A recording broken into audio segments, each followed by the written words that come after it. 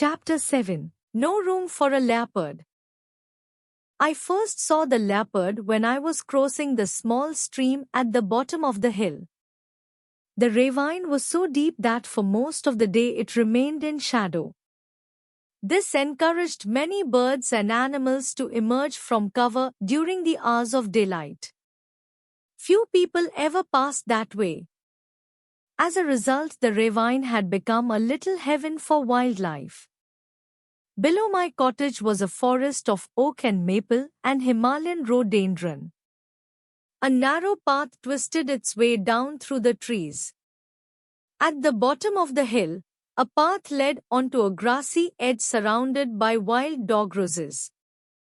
The streams ran close by the edge, tumbling over smooth pebbles.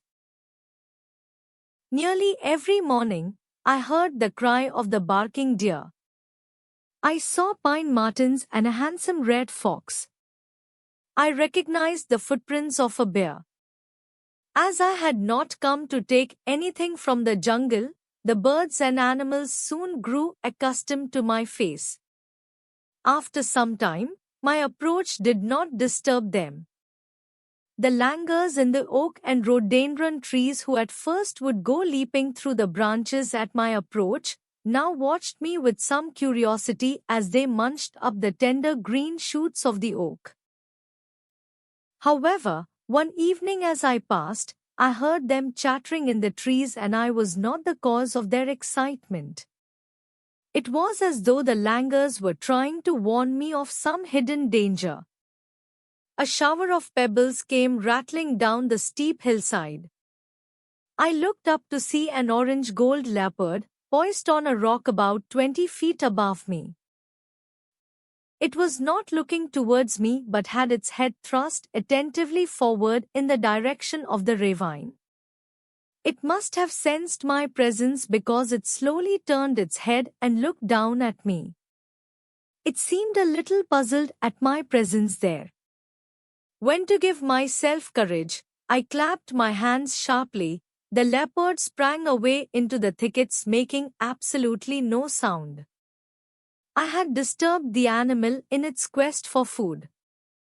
But a little later I heard the quickening cry of a barking deer. As it fled the forest, the hunt was still on. The leopard, like other members of the cat family, is nearing extinction in India, and I was surprised to find one so close to Mussoorie. Probably the deforestation that had been taking place in the surrounding hills had driven the deer into this green valley. It was some weeks before I saw the leopard again, although I was often made aware of its presence.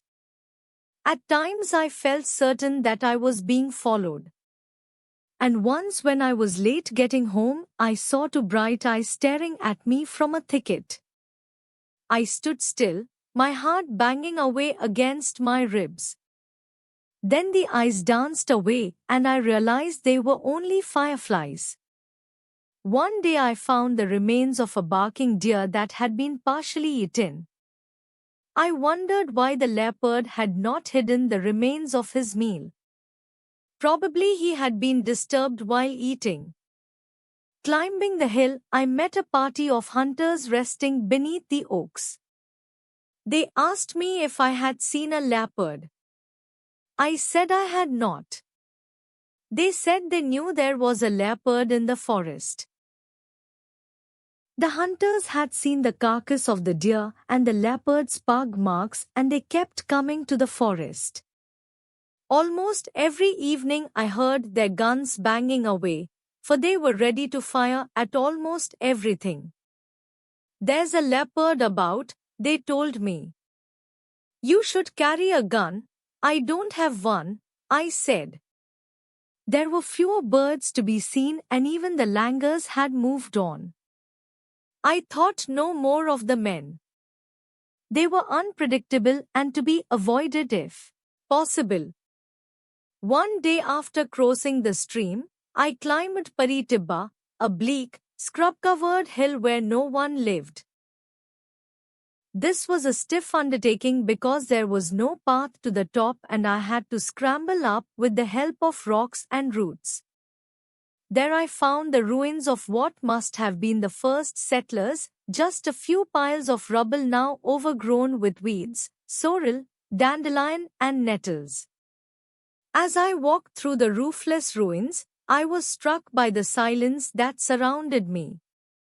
There was something else of which I was becoming increasingly aware, the strong feline odor of one of the cat family. I paused and looked about. I was alone. There was no movement of dry leaf or loose stone. The ruins were, for the most part, open to the sky. Their rafters had collapsed and joined together to form a low passage like the entrance to a mine. This dark cavern seemed to lead down. The smell was stronger when I approached this spot, so I stopped again and waited there, wondering if I had discovered the lair of the leopard.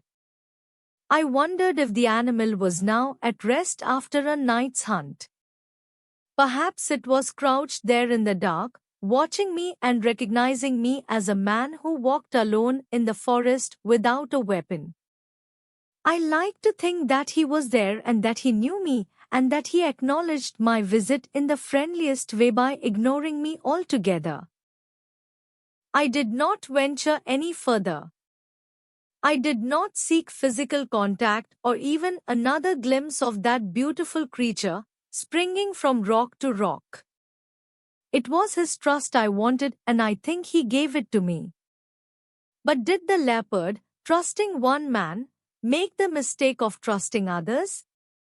Because next day, coming up the path from the stream, shouting and beating their drums, were the hunters. They had a long bamboo pole across their shoulders, and slung from the pole, feet up, head down, was the lifeless body of the leopard. It had been shot in the neck and in the head. "We told you there was a leopard," they shouted, in great good humor. "Isn't he a fine specimen?" "Yes," I said, "he was a beautiful leopard." I walked home through the silent forest. It was very silent, almost as though the birds and animals knew their trust had been violated. I remembered the lines of a poem by D.H. Lawrence, and as I climbed the steep and lonely path to my home, these words echoed in my mind: "There was room in the world for a mountain lion and me."